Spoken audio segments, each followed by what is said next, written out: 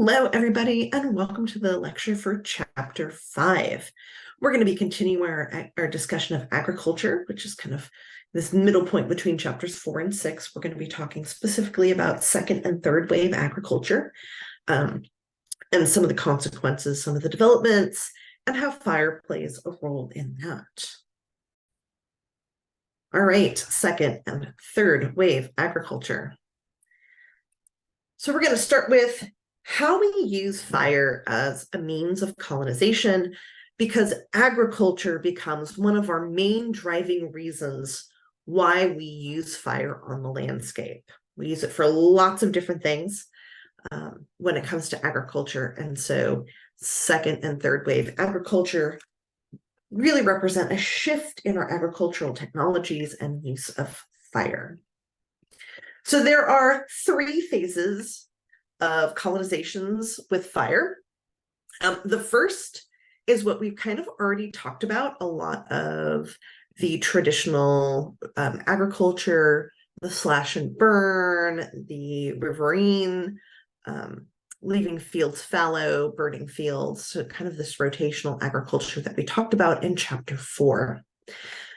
We do note that agriculture really starts to change in the 1500s during what we call, from a Western perspective, the Great Voyages.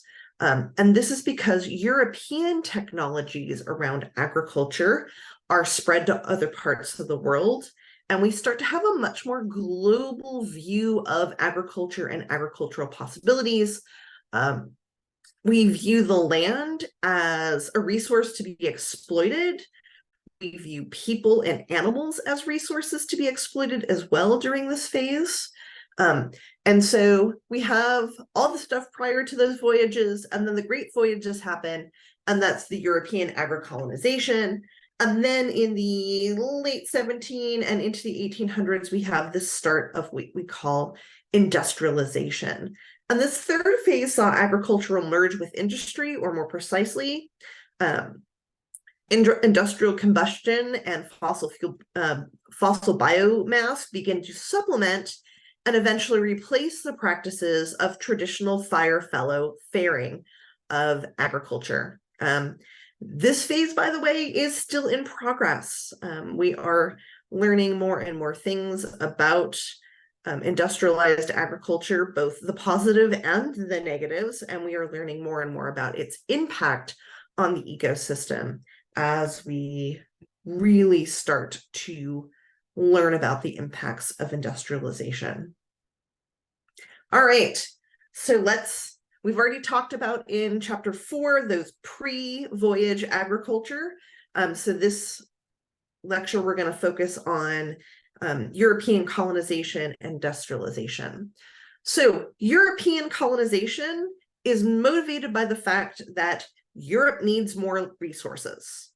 It just needs more resources. It has a growing population. We saw that population video in Chapter 4, where you saw kind of this explosion of people in Europe, and Europe starting to export people to other places and exploit the labor of peoples in other places for their benefit.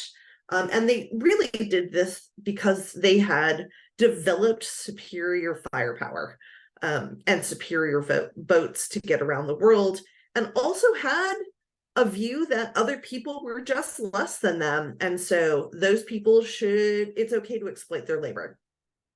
So the exploitation of other lands as agriculture production resources is a huge theme of agricultural colonization. And of course, because we see Europeans going into these other lands with the idea that their agricultural practices were better, we see them dismiss and oppress native farming practices to European farming practices. This becomes kind of a one-size-fits-all mentality.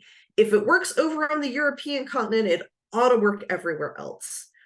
Hint, wasn't working really well on the European continent, doesn't work really well everywhere else either. We're really imposing a lot of will upon ecosystems, and those ecosystems don't usually do well under that type of imposition. We also see the globalization through this process. Europeans realized pretty quickly that they can grow a lot of different types of desired and valuable crops in places that they can't grow in Europe. For example, sugar, different types of wheat. We see molasses, we see inks, and other types of plants. Spices don't grow really well in Europe, especially things like pepper and turmeric. We see all of these start to happen through this globalized trade. And this makes some people very rich. A lot of people stay pretty poor. We expand out that dichotomy between rich and poor as well as we start to exploit people and landscapes for their labor. And of course, we still see this happening today. So it's important to note where everybody went. And in this map, you can see at peak colonization where everybody was colonized. So this is mid to late 1700s. You can see over here in North America and South America, Portugal had almost all of Brazil. You see Spain's colonization of most of the West Coast and going into Texas, and of course, Florida, and a good chunk in the Caribbean. You can also see that France and Britain is the blue, France is the pink, also had a good chunk. Oh, sorry, I got that wrong. French is the blue, England is the pink. So you can see where they colonized. And of course, you can see all the islands that were colonized. By the way, Britain loves a good river. So if you've got a nice river system, Britain is interested in colonizing you. And we can certainly see that in Africa. Here's where the Nile is. Here's where the Niger River is. You can see over here in India, they have some very big rivers. You can see here in the Middle East. Of course, Australia was a penal colony, and so was the United States, by the way. We start off as a penal colony. You can see that the Dutch, Danish, Norwegian, they do have some colonies. There's not a ton of them. Russia kind of sticks with this big North content. There are areas that are under the influence or under partial control. So we can see in China that there is partial control by Europeans. And of course, you have this gray sphere like Japan that was never colonized. Japan actually adopted a kind of keeping everybody off their islands. And this actually allowed for a lot of recovery of their ecosystems. They had been engaging in a lot of exploitation of their forests. And with some political shifts that changed and they actually recovered. So this is the colonies of the world. This is where everybody came from. And of course, over here in Europe, they're the ones in particular that are getting rich because they're the ones controlling these trades, and not just monarchs, but organizations like the East India Company become very, very profitable, huge in terms of trade.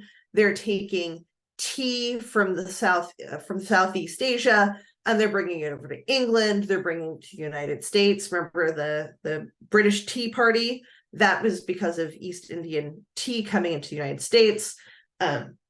We also see things like the potato and the tomato and the squash go over to Europe. So we see a lot of plants going back to Europe, European plants coming to the United States. So we have a lot of what are actually invasive species crossing around the world to colonize because of favorite foods. So what does this have to do with fire? A lot. Fire was one of the main factors in creating agricultural systems. So when Europeans would arrive in a place, especially if that place was forested, they'd chop down the trees in order to bring them back or to build their own ships or other wooden goods, houses, things like that. And then they'd use fire on the land to finish clearing the land in order to turn it to farms. So when colonizers came from Europe, they brought their agricultural ways. That's what it's called. Your ways of growing things is your agricultural ways. Now, fire was used very differently in Europe because they had different climates and different priorities and different ecosystems. And fire was primarily used to replenish and clear fields.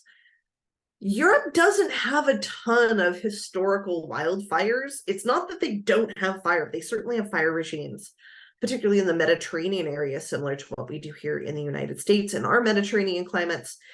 But places like England and France are not using fire in the same way as Mediterranean countries. And they're certainly not using fire in the same way as the indigenous peoples in all the places they colonize.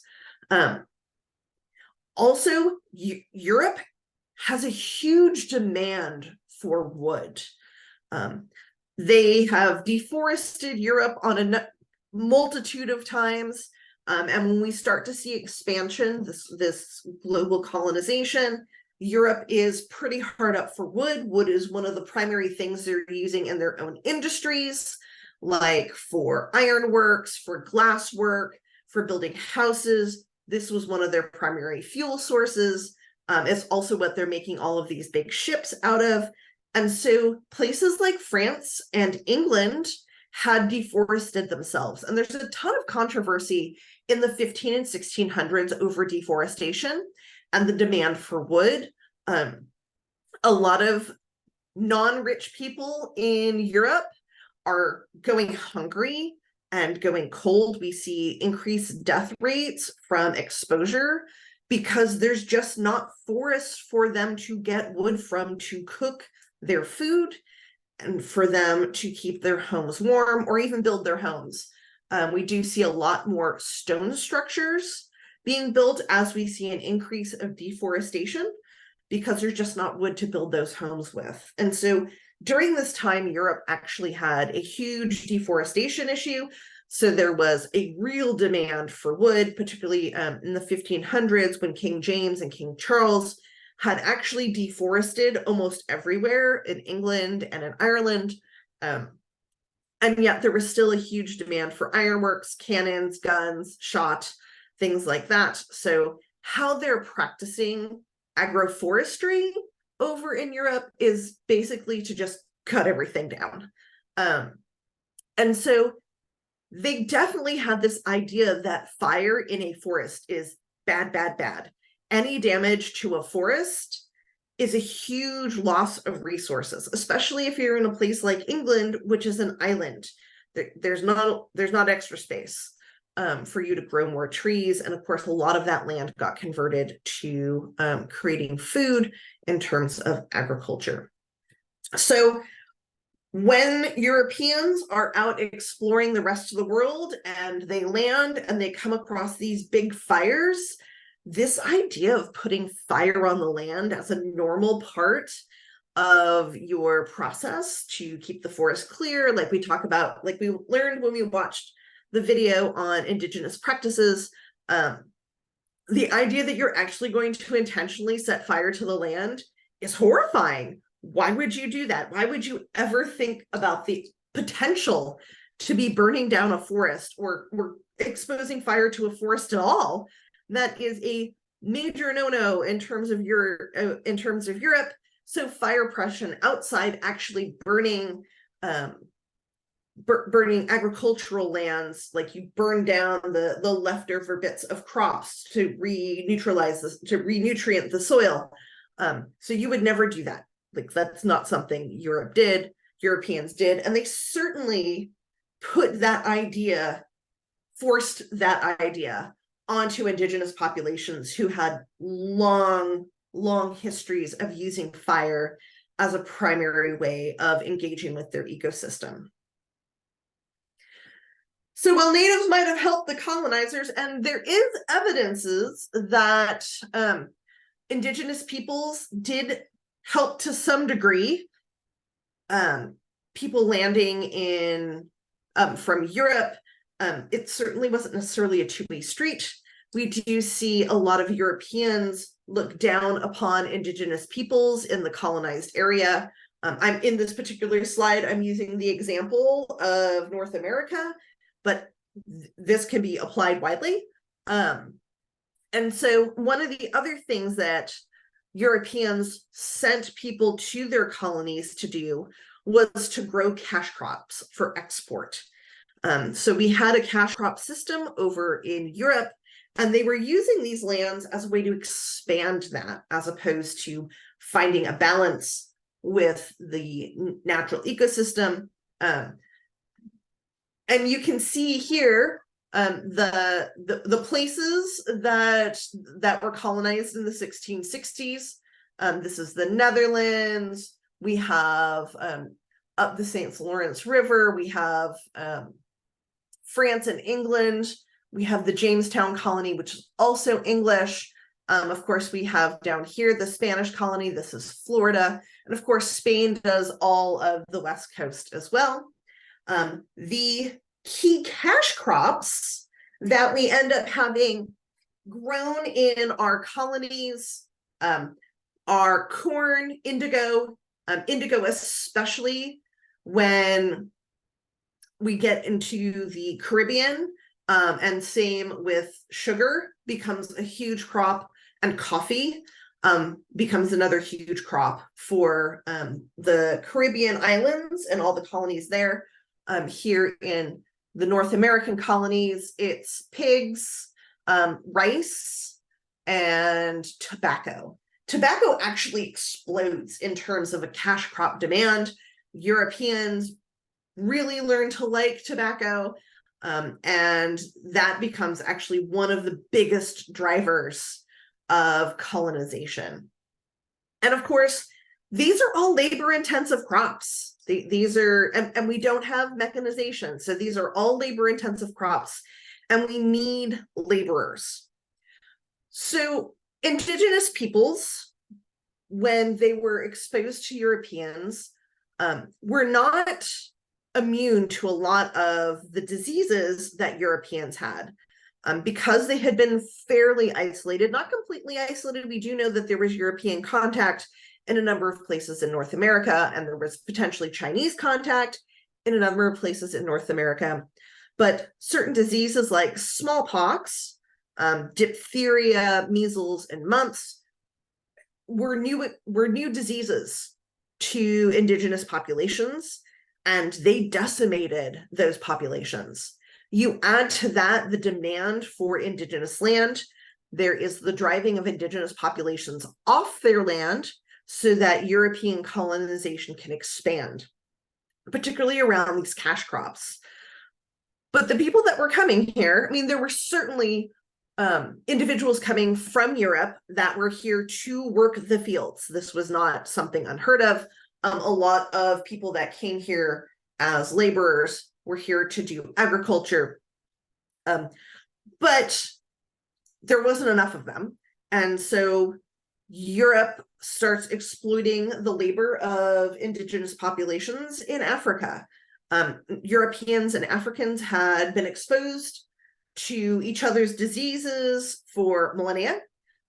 We know that there was significant contact across a lot of Africa with Europeans. There were trade routes up and down the African continent, both through the Strait of Gibraltar, also up through the Middle East, that connected Europe and Africa. So they were much more resistant, like the Europeans were, to disease.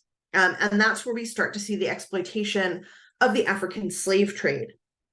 So since most of the native populations died off from disease and killing, slaves from Africa become the primary labor source that is brought to North America. We have the first recorded slave coming in 1619. If you're familiar with the 1619 project, that's why that name is given, because that's when the first enslaved Africans land. So because of European hesitations and fear of fire in forests, and given that the eastern part of the United States and most of actually the colonized areas where Europeans are going is plush with forests, the idea of using fire for anything other than clearing land, cooking, and industry like glass or ironworks It's totally off the table. And so we see a shift in how the people living on the land are changing how they're engaging with the land. And this is particularly true with tobacco and rice. These require large areas of cleared land and in order to grow, and a lot of labor.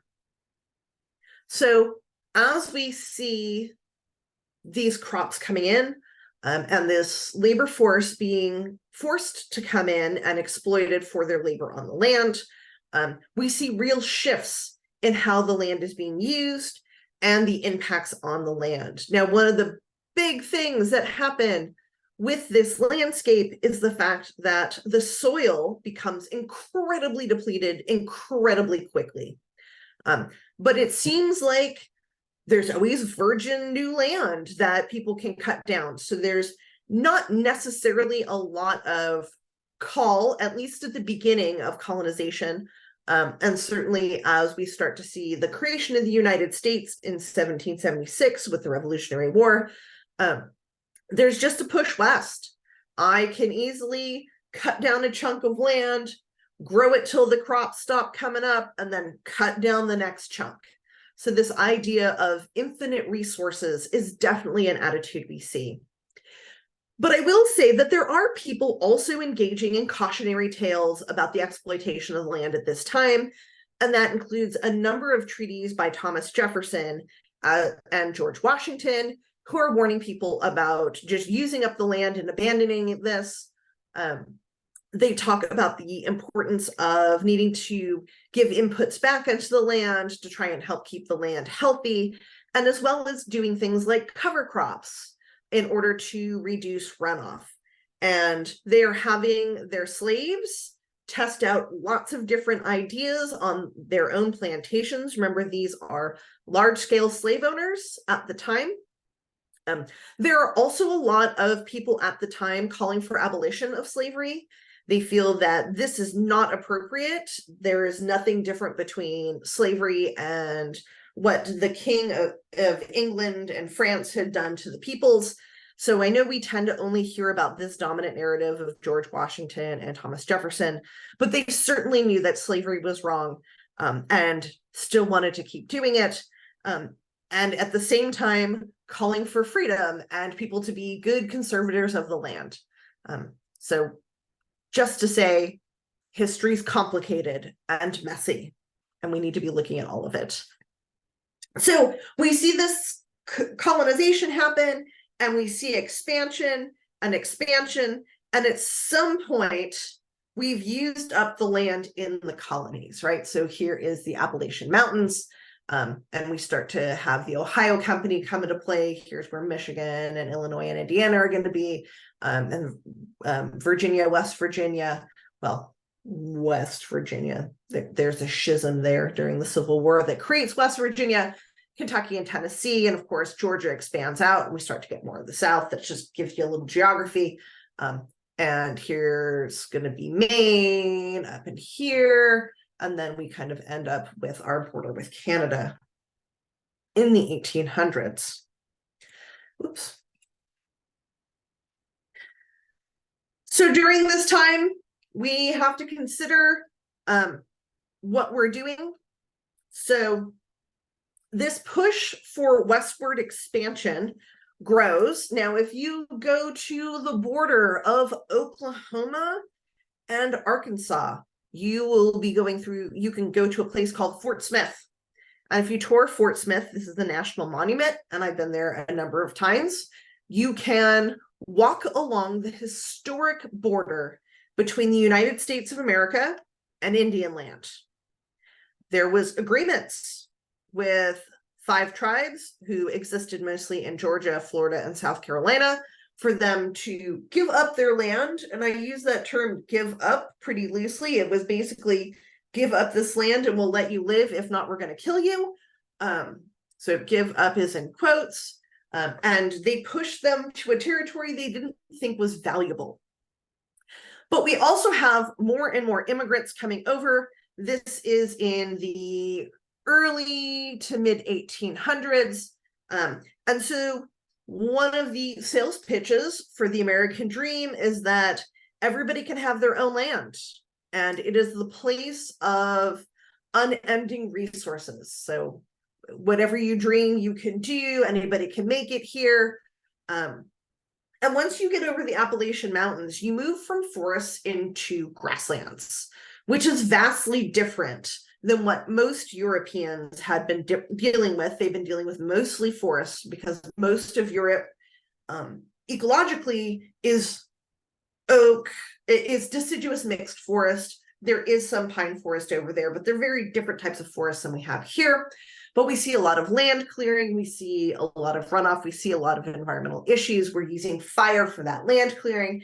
And as we start to get over the Appalachian Mountains into the prairies, we see a radical change in the types of ecosystems that Europeans are living in, and certainly the indigenous populations that were there were certainly much more used to the types of ecosystems that were there. We see, because these are grasslands, these are giant prairie lands, basically from the edge of the Appalachian Mountains all the way to almost the Rocky Mountains, down to the southwest when you get into desert, and it goes up all until you get to the tundra. So these grasslands are huge and diverse, and we talked about in chapter 1 how grasses love themselves some fire. So unlike the eastern forests, which have much more spread out fire regimes, the prairie lands has a fire regime of every 2 to 14 years. The recurrent fire actually helped create and maintain the diverse grassland ecosystems. We have short grass, mixed grass, tall prairie grass that exists all over the plains. Fire also controlled a lot of those woody species present throughout the region, confining trees and shrubs to sites where fire was less frequent or absent due to topographical, climatic, or other natural conditions. Yet in a short period of time, the plains went from one of the most frequently burned regions on the planet to a place where fire became relatively scarce, allowing woody species and associated fuel loads to actually build up and expand because of fire suppression and changes of the ecosystem. Today, wildfire, especially large, damaging wildfires, have greatly increased in these areas, by the way. We still see quite a bit of fire on the prairies. We don't really hear about them, but there are quite a bit of fire out there. So indigenous peoples actually contributed to the fire regime. I like to use this image here as a good example of how, if I can get buffalo to go off of a cliff, they are a whole lot easier to kill. As people that visit Yellowstone Park have learned the hard way, do not touch the fluffy caps. They are not your friend, even if they're fluffy. So the wildlife out there, fire was used as an important hunting tool out there. And of course, as we see this go west attitude, manifest destiny kick in, we also see a huge shift in the ecosystem's health that happens in that area. So we see land use change. This idea of Western expansion of non-indigenous peoples changes the fire and the landscape in a pretty dramatic way. So of course, we have this idea that fire bad. So we see a lot of fire suppression. We see the changing of the landscape going from grasses to crops. We also see the plow as a new mean of disturbance on this ecosystem that has huge impacts on soil runoff, soil bacteria and health. And these changes to the ecosystem actually end up kicking us in the butt. We do not listen to nor follow what indigenous peoples were telling us about these areas. We once again have this idea of implementing our will upon the landscape. So we're going to actually watch a quick video on some of what happens when you put your will on the landscape and some of the consequences of changing over that crop. Fire becomes one way we clear out those pesky grasses that seem to be in the way, so we can grow things like corn and soy, which are the predominant crops in these areas.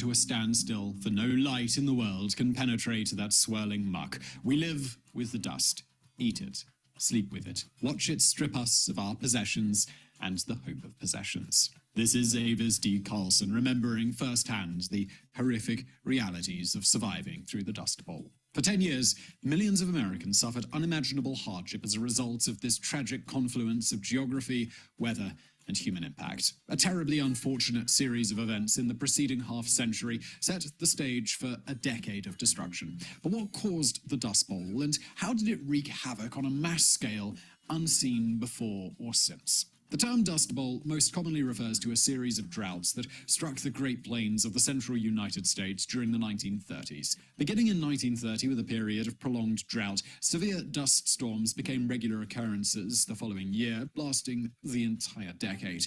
Though it's often referred to as if it were a single event, the Dust Bowl consisted of several episodes of drought that occurred in rapid succession. The regions affected were not able to recover from one drought before the next began, creating a cycle of chaos that affected the entire nation.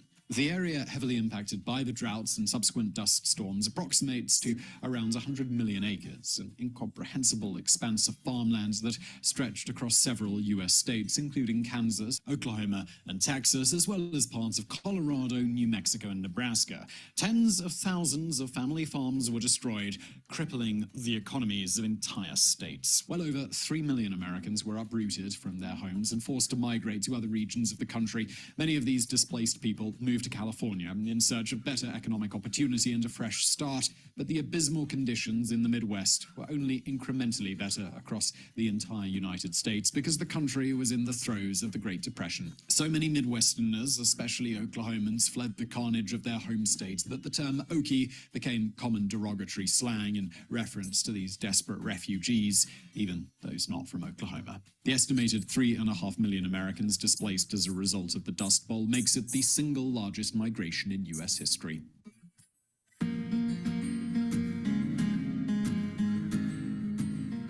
To best comprehend what caused the Dust Bowl in such a place at such a time, we must first understand the series of poorly conceived human decisions that allowed for such a phenomenon to occur. When these decisions are placed in the context of their physical geography and combined with the usual weather conditions, the recipe for a perfect storm of disaster begins to take shape. The physical geography of the Great Plains is nothing particularly unusual, but it deserves mention nonetheless. The region most directly impacted by the black blizzards, as they were often referred to, was considered high plains, with elevation ranging from 2,500 to 6,000 feet. Very little rainfall, usually less than 20 inches per year, lands on these high plains, which classifies them as semi-arid. Long periods of drought are interspersed with years of heavy rainfall, and in the heavy rain years, crops are bountiful, but the extended droughts experienced in the region can cause crops to fail. High winds are also common across wet and dry years on the semi-arid high plains. These conditions on their own are quite common around the world, with other regions like the vast Eastern European steppe experiencing similar geography and rainfall. However, the unique human impact on these North American plains in the half-century preceding the Dust Bowl has not been seen again in human history. Massive, sun-baked plains that receive enough rainfall to cultivate them were seen as a proverbial gold mine for the ever-expanding United States during the 19th century. Beginning during the Civil War, Congress began implementing a series of federal land grant programs available to many Americans. The Homestead Act of 1862 was the first of these federal land grants, providing settlers with 160 acres of public land under the condition that it would be used for cultivation. Up until that point, European-style surplus agriculture on the American plains was deemed impossible due to the lack of surface water and timber for building infrastructure. However, with the completion of the Transcontinental Railroad in 1869, increased access allowed settlers to flock to these Great Plains to establish their own homestead farms. Homestead farms differ from European-style surplus agriculture because homesteaders only intend to grow enough crops to sustain themselves, with the ultimate goal of becoming self-sufficient permanent residents. As prospective homesteaders settled across the Great Plains, the region experienced a prolonged period of heavy rainfall that skewed perspectives perspective positive in terms of ability to survive off the land. It was a commonly held belief among rural Americans at the time that rain follows the plow, and increased rainfall in the plains region reinforced this misconception that as more settlers cultivated the plains, the conversion of the land would alter the weather pattern and enact consistently higher rainfall than was previously recorded. Another contributing idea that encouraged homesteaders to move to the Great Plains was the concept of manifest destiny. Manifest destiny was the widespread belief that it was the God-given right of the American people to settle the continents from coast to coast, claiming lands from the Atlantic Ocean in the east to the Pacific Ocean in the west as their own. Until the aforementioned completion of the Transcontinental Railroad in the wake of the Civil War, this belief in manifest destiny was more of a utopian ideal than a realistic possibility. The 3,000 miles separating coast from coast were mostly wilderness, and the Great Plains that make up the heartlands of the North American continent were considered the Great American Desert. Not only were the plains considered a desert because of the arid, shapeless landscape, but also because it was a desert of Western culture and a stronghold for Native American tribes who commonly protected their tribal lands from those traversing them. The mere idea of crossing through the heartland and coming out the other side unscathed was a hopeful proposition at best. However, a single ribbon of steel track that carried goods and people safely and efficiently completely undid this long-held belief that the central North American plains were untamable, and ambitious settlers took notice. By the end of the 19th century, several thousand families had settled these Great Plains and were experiencing surprisingly bountiful crop yields as a result of the prolonged period of heavy rains. Scientists, politicians, land speculators, and homesteaders all agreed that cultivating the land would permanently affect the rainfall in the area and make the land more suitable for farming, and Congress echoed this sentiment. In 1904, Congress enacted the Kincaid Act, granting 640 acres of public land to settlers in Nebraska, and in 1909, the Expanded Homestead Act was introduced, granting 320 acres of public land to settlers elsewhere on the plains. Almost immediately after introducing these new bills that further incentivized settlements of the plains region, World War I broke out in Europe. The bloodiest war in human history also destroyed much of the grain crop in Europe as a byproduct of such a messy conflict, so Europeans turned to their North American neighbors for both financial and agricultural support. The sharp decrease in European crops greatly increased demand for US ones, so farmers drastically increased cultivation across the Great Plains. In some regions, such as eastern New Mexico and northwest Texas, the amount of land cultivated went up sixfold between 1900 and 1930 to match the ever-increasing demand for grain and other staple crops in Europe and the US alike. In doing so, farmers enacted practices that left their lands susceptible to large-scale erosion. The most common methods of doing this were deep plowing the fields, which completely destroyed native grasses that kept topsoil in place, as well as leaving cotton fields bare in the winter months when winds were often strongest. In hindsight, it seems both of these environmentally taxing agricultural practices were a desperate attempt to meet soaring demands, but the cost of taking such shortcuts would soon become apparent to all of those who practiced them. The 1920s is commonly referred to as the Roaring Twenties due to the prosperous and fun-loving lifestyle that many Americans enjoyed during this decade. The moniker holds true when applied to the Midwest homestead farmers as well, because grain demands were at an all-time high and the unusually plentiful rains in the region continued, both ideal conditions for farmers. However, all this prosperity came tumbling down with the stock market crash on Black Monday in 1929, an infamous single-day economic collapse that kicked off the Great Depression.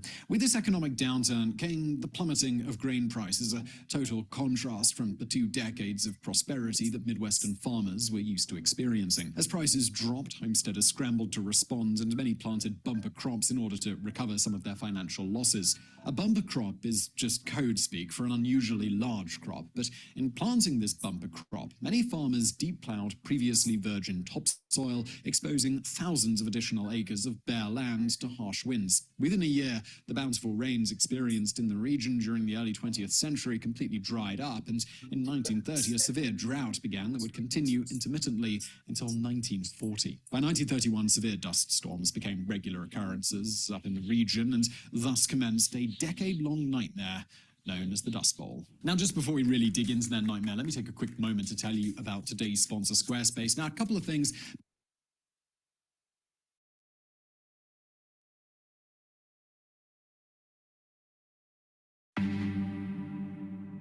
With the onset of drought in 1930, the barren topsoil was left exposed with no rain or grasses to hold it down, and strong winds picked up thousands of tons of dust. As the wind carried the dust, it turned into a fine powder and created gigantic dust storms. Enormous dust storms became commonplace across the Great Plains in the early 1930s, coating everything in their path with a powdery red dust. By 1934, 35 million acres of land previously used for farming had been rendered useless, and an additional 125 million acres was losing its topsoil. In May 1934, a particularly powerful two-day dust storm rampaged across South Dakota, and the powder carried some 700 miles east before depositing 12 million pounds of dust in Chicago. Within 2 more days, the same storm traveled another 800 miles east, dumping red powder across the East Coast cities like New York, Washington, D.C., and Boston, to name a few. In winter of the same year, red snow fell in New England. There are even several instances of red dust coating ships in the western Atlantic Ocean. Closer to the epicenter of these black blizzards, conditions were much worse.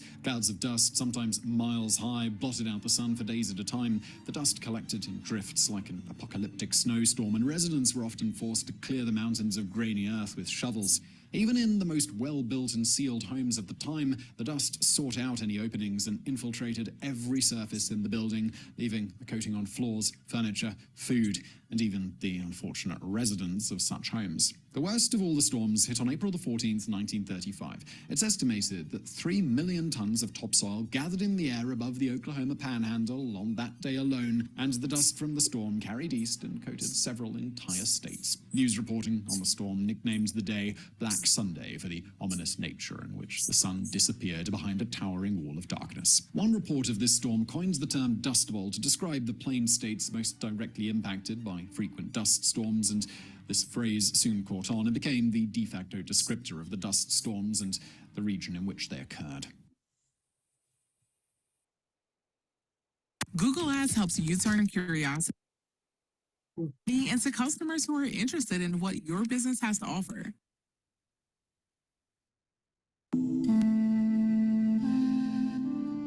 The human impact of the Dust Bowl cannot be overlooked. Thousands of Midwesterners developed dust pneumonia, which caused chest pains and shortness of breath, and in severe cases could result in death. No exact record exists of how many lives were lost as a direct result of dust pneumonia, but estimates range from hundreds well into the thousands. Beyond those facing serious medical conditions from the dust, millions more suffered the consequences in other aspects of life. School closures were commonplace during this period, as it was physically dangerous for students and teachers to travel to and from schools. Teacher Taletta Elfelt recounts, "One day in March 1934, my beginners were busy reading. All of a sudden, there was a total darkness. It was as though a huge curtain had been drawn around our building. I realized the dust had hit because soon the room was filled with a fog of dust. We teachers walked home holding wet towels over our faces in order to breathe.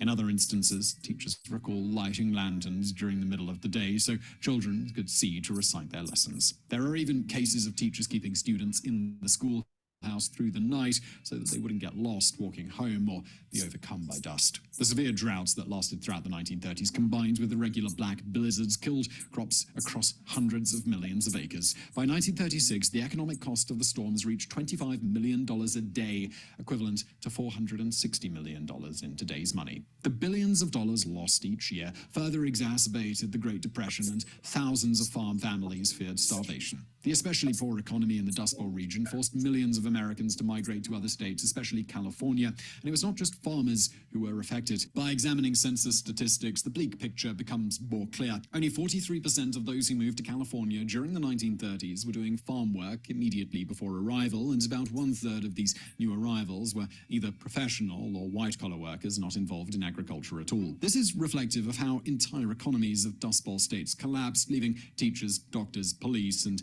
anyone who lived in these communities with no choice but to flee the region. In the 1930s, approximately 3.5 million residents fled the Great Plains states and migrated elsewhere. As mentioned previously, this made the Dust Bowl exodus the largest single migration in U.S. history. The hardest hit state was Oklahoma, who lost over 440,000 residents between 1930 and 1940, most of whom traveled west to look for work. Around 250,000 of these poverty-stricken Oklahomans settled in California between 1935 and 1940, particularly in the agriculturally rich San Joaquin Valley. The impact on population in the Dust Bowl states lasted for decades, with the hardest hit counties experiencing population decline well into the 1950s.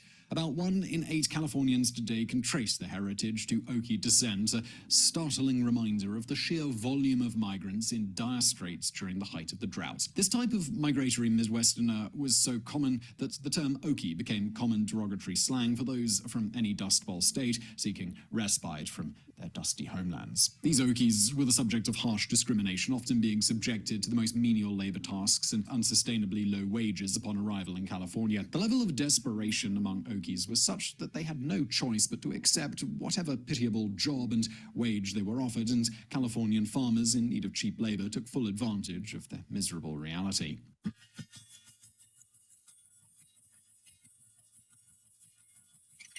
Already faced with an unprecedented economic depression and with the prospect of another global conflict on the horizon, the US government did not immediately jump to action to aid those suffering as a result of the Dust Bowl. Federal aid was first given in 1932 to the drought-affected states, but it was not until the fall of 1933 that the federal government reallocated funds with the specific intention of drought relief. A number of federal agencies were established between 1933 and 1935 in order to help poverty-stricken or displaced farmers. In 1935, President Franklin D. Roosevelt directly addressed the environmental degradation that allowed for the Dust Bowl in the first place, as he enacted the Prairie States Forest Project. The program had local farmers plant trees to act as windbreaks on farms in the Plain States in an attempt to mitigate the effects of the wind and subsequent dust storms. The Soil Erosion Service was also established by Roosevelt in 1935 for the same purpose, and it showed farmers safer cultivation techniques that minimize soil erosion. A 1937 report shows that over 1 in 5 rural families was receiving federal emergency aid across the Great Plains region.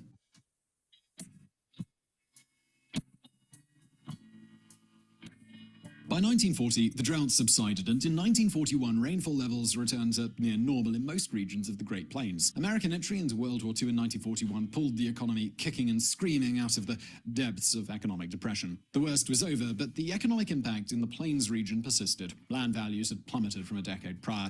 Farmers were not knowledgeable about how best to make use of their lands in which the topsoil had eroded, and they continued to grow crops and wheat on this barren land instead of switching to animals and hay, practices that do not rely nearly as heavily on having a layer of topsoil. The unprecedented nature of the Dust Bowl left farmers generally unprepared to change their agricultural practices, so economic recovery was slow. In terms of art and culture, John Steinbeck famously encapsulated the tragic plight of Okies in his 1939 American classic, The Grapes of Wrath. Dorothea Lange exposed rural poverty during the Dust Bowl in a photography series for the Farm Securities Administration, while Alexander Hogue painted landscapes depicting the Dust Bowl. Folk singer Woody Guthrie lyricized the economic hardships faced by Okies scraping by in California, as he was an Okie himself who experienced the poverty and discrimination firsthand. The Dust Bowl is a dark cloud in American history, often overshadowed by the Great Depression that it coincided with and World War II that immediately followed. Yet for those millions of Americans swept from their homes, a